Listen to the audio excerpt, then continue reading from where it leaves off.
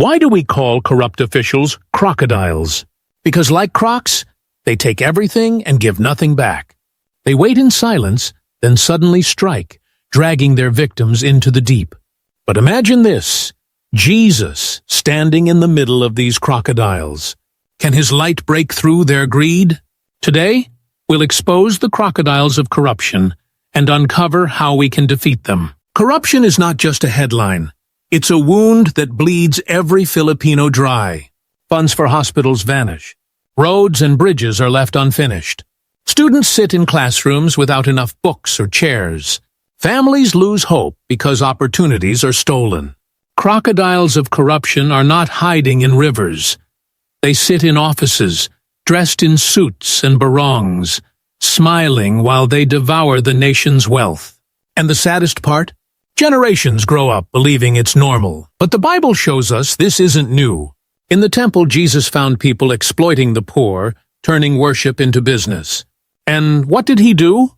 He overturned their tables. He drove them out.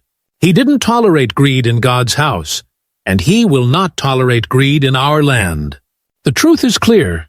Greed is not just an economic problem, it's a spiritual cancer.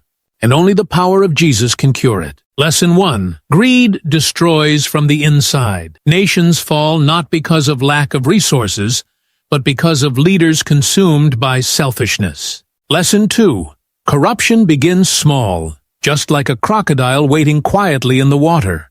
A small bribe, a small compromise, and before you know it, it has consumed everything. Lesson 3. Defeating crocodiles requires courage. Just as Jesus confronted corruption in his time, we too must confront it in ours. Not with violence, but with truth, integrity, and light. Here's the good news. Darkness cannot win against light. A single candle can drive away a room full of shadows. And if each of us chooses honesty, chooses integrity, chooses to live with Jesus at the center, no crocodile can survive in that light. Change begins not only in government halls, but in our homes, our workplaces, our schools.